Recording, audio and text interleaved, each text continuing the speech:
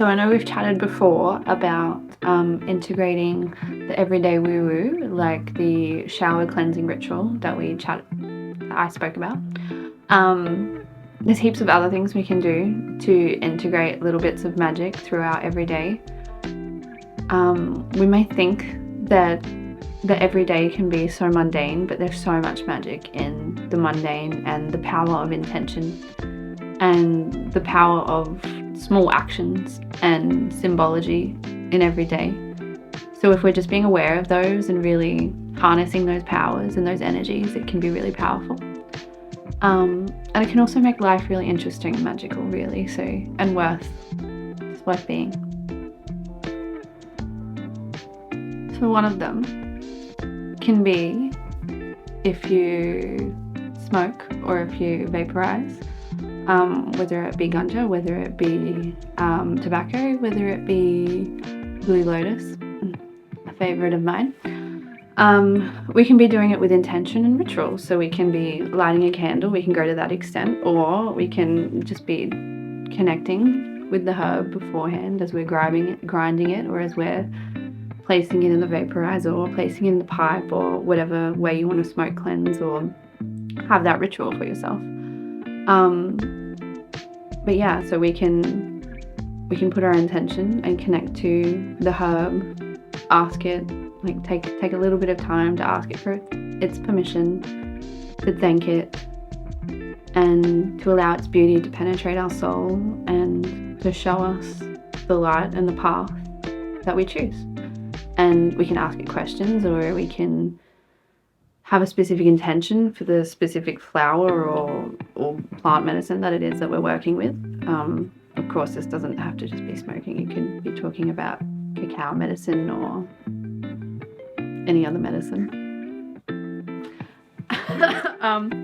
So yes, connecting with it, and then having that intention and slowing down while you're using it can be so powerful and have so many revelations instead of you just having like a Blue Lotus pipe and then like, oh, that was nice. Like, you know, you want to sit down, and you want to honor that spirit, and you want to be with it, and you want it to permeate your body, and you want it to work with you. So you want to be sitting down and have a discussion with it in your head and on the spirit realm, you know, and create a relationship with it, not just use it and abuse it. Otherwise it's going to do the same for you. Basically, you're not going to get the most out of it, really, or out of life, if you can use that aspect on life, really. Hey, so I touched on plant medicine, so that brings me to cacao or coffee. So whatever you drink in the morning, it could be chai, it could be coffee, it could be cacao, it could be matcha, it could be honey lemon water, whatever you're drinking.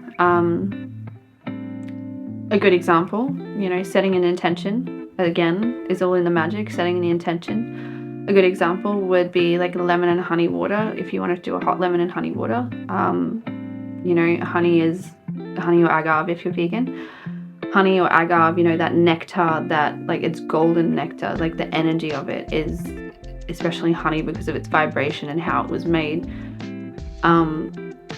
It has like such essence of divinity to it, and then you've got the lemon, and it has that same golden color, that same golden warmth to it. So you can really absorb that and take that down on a spiritual and on an energetic level, and let it permeate through. Like as you're drinking it, you can feel it, you know, its warmth physically, but then you can actually take it in and close your eyes and feel it and see it, and in your head say like, okay, it's going to energetically lift me up, it's going to energetically coat me in this golden liquid of healing light, of abundance, of prosperity, and feel that for a few minutes as you're drinking it. Just something as simple as that can really make a difference in if you're wanting to see more abundance in your life, like having that intention to sit down and feeling that you're already getting the abundance just from that one little drink, you know. Or you could do the same with coffee, except a bit of a releasing ritual, because we all know coffee is a bit more of a detoxifier rather than a the nourisher. So we can use coffee as a good ritual to release some stuff, you know, release some stuff from that was stuck from the night before, like in our dreams. You know, we might have had a terrible nightmare, or like, you know, what the heck, like that, I didn't get much sleep last night, I need to release that sticky energy, you know. And just having the coffee, when you're having the coffee, having the intention of, all right, it's gonna release all that yuckness, that stuck energy. It's gonna physically detoxify me as well as spiritually and energetically, and having that intention that it's going to do all of it. It is going to do all of it. So infusing little magic things like that into everyday life is it's fun. Now, I know I spoke about the shower ritual before, but I just wanted to touch on that about a bit of an extension to it. Sorry, there's a little Orby in here with me. That's okay. Distracting. So yes, we're in the shower and we're doing the cleansing ritual, but it's really good to, if you want to be doing your hair, like your hair is symbolic of your connections to yourself, your connections to the etheric realm, your connections to other people. So you want to be making sure that you're looking after your hair, you know.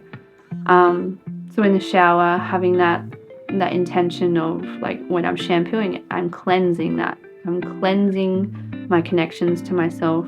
I'm letting go of any negativity towards myself, towards other people. Really just cleansing that out of your brain, you know, of all those stuck energies and all those stuck thoughts, you know, getting in there and really just nourishing yourself, but cleansing it out, you know, doing that every day, or not every day, don't wash your hair every day, gosh. A couple times a week is good for your hair. And yeah, so when you're conditioning your hair, so you've cleansed it and you want to condition it, we want to be putting good energy back into it. We want to be putting that condition, that you know, that we want to be making it silky and nice and feel good. We want to have a strong connection, you know, we want to have strong hair, those strong connections. So having the intention when we're conditioning our hair, we're really taking a few minutes to leave that conditioner in, having that seep in, you know, that energy of that intention of nourishment, of connected to yourself, of connected to others, and having strong relationships, and just taking a few minutes to really let that sink in. It's going to be so powerful. Just the simple ritual like that, if you don't have too much time. I know sometimes I don't even get to shower on my own when I have a toddler, but yeah, do what we can. Which brings me to brushing your teeth. Brushing your teeth is a fun one. So teeth are protective symbols. They're also connectivity to magic. Lots of ancient cultures used to use them for magic, for ancestral magic and like lineage magic. They also represent, you know, obviously what you speak, what you're speaking out, what you're putting into the world. Also what you're receiving, you know. Have you ever seen those movies that the teeth have like little receptors and stuff, like little antenna, and they actually like taking in radio waves and stuff like that? Well, they pretty much are. Like they're receptors, they're little energetic bits of calcium crystals, pretty much, you know. So they're having their own frequency of their own. They need to be cleansed. So brushing them, we're doing the same thing as we're washing our hair. You know, we're getting rid of all of the bad things that we've said about ourselves, that we said about others. I shouldn't do that anymore. Oh no. So we're brushing our teeth, we're releasing all the negative words from our vocabulary, we're nourishing ourselves with the toothpaste, we're saying, you know, we're putting the intention in that we're going to talk more positively about ourselves and those sorts of things, you know. So using that time just to brush your teeth, it's great. It's a great little bit of magic. So after teeth comes food. So when we're cooking, we can be setting the intention. Everyone knows that you know, you see the old imagery of the old witch with her stirring pot. Oh my god, I can't think of words right now. Have a stirring pot of soup, and the soup is the magic potion and stuff like that. That's where the old witches used to brew up their magic, was in their cooking. It was healing magic, or it was poisonous magic. It was dark magic or light magic. So we can use our magic in our way we cook. So having the intention when we're cooking, stirring clockwise for putting something into it. So putting intention into it, we're stirring clockwise. Okay, so we're making like a sweet corn soup. It's yellow, it's abundant. Corn is a great example of abundance, and because there's a lot of it around.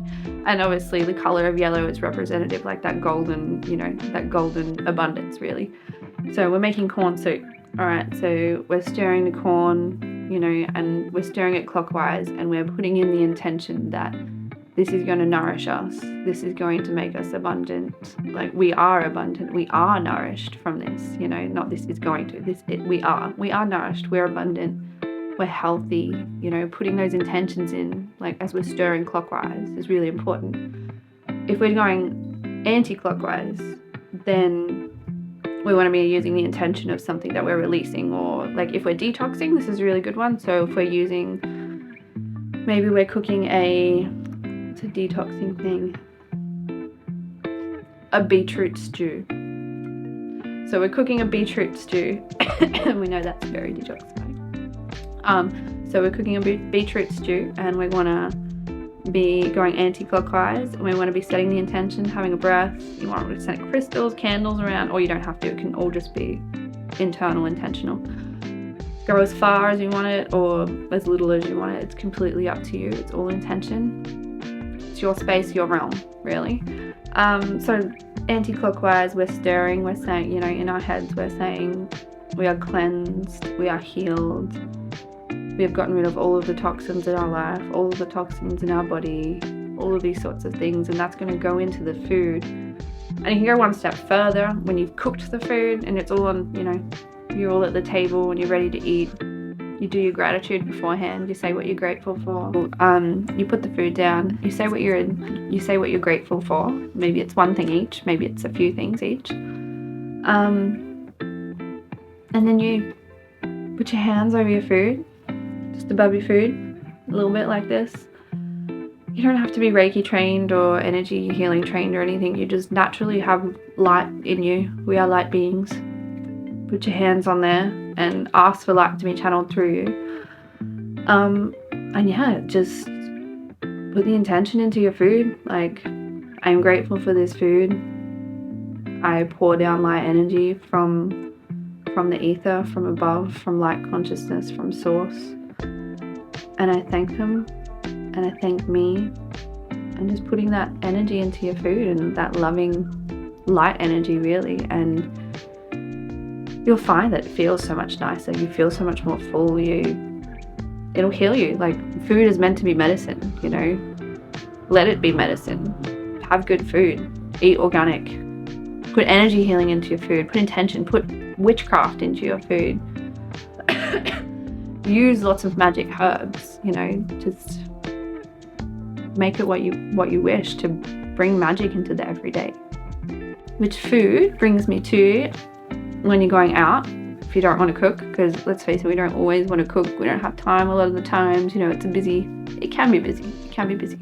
So if we're going out to our favorite cafe, or even going to the drive-through, whatever, no judgment. We all do it sometimes.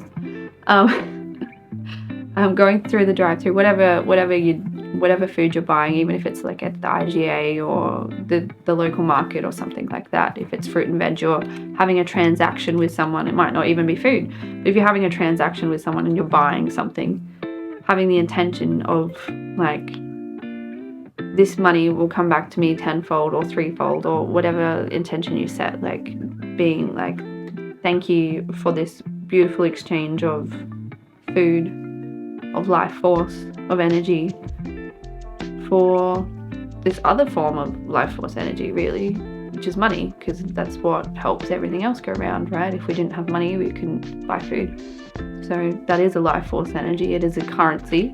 just as we are. So yeah, really tapping into that gratitude when you're having that transaction and having a moment of gratitude and thanking them in your head or personally,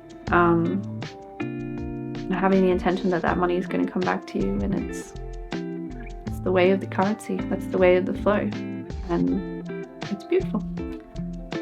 A little fun one that I sneak into my tattoos, even if it's not an energy healing tattoo, is I'll put little energy healing symbols into the tattoo butter when I'm like, if it's a bit inflamed and stuff as I'm tattooing. A lot of tattoo artists will put like tattoo butter, or some people use Vaseline.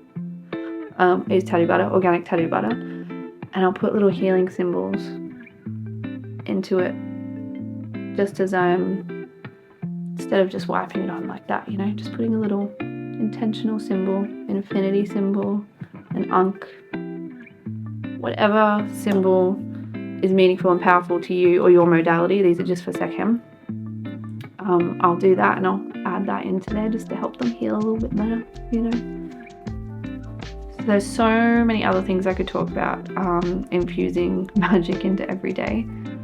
We can read the signs of nature, as in like the animal guides that come to us. Don't ever think that one particular bug that flies into your face is lesser than a snake that slithers out in front of your car. Like, really take a moment. If something hits you in the face or comes across your path, or you notice it and stop and take a moment and research it and have reverence for it. Like, you might just want to feel it, and you might not even need to research what the meaning is. You might just want to feel its energy and appreciate its transmission for what it was, and your body and your energy body has already received that. Or you can be like me and just want to know, or you can intuitively feel it, and understand that they're messengers and they've come to us for a reason, and read their messages. So if it's a snake, classic one, snake that crosses your path, it's always a good symbol of transformation, or kundalini rising, depending on what you're going through. Butterfly is also transformation, and then it could be something like an owl that comes like swooping across the yard, or it could be something as simple as like a little mouse that you see on your morning walk, and just looking into those symbols. And you can even Google them on some like reputable sites and stuff, their meanings, if you so wish. But otherwise, you can pretty much feel into what they're representative of by looking at their characteristics of what they're like in nature. Like wolves, as I said previously, wolves are very loyal, very family oriented, so it could be something to do with that. If a wolf, not that a wolf was ever going to physically come into your realm unless you live not in Australia, but it could come up in symbols of like, not physical coming to you, but it could come up in symbols of like, the first thing you see on Instagram is a wolf, and then the song on the radio is about a wolf, and then you go into a cafe and there's a picture on the wolf on the wall. That's a wolf. So just noticing these little synchronicities is where magic comes into play every day. So yeah, noticing synchronicities as well as animal magic.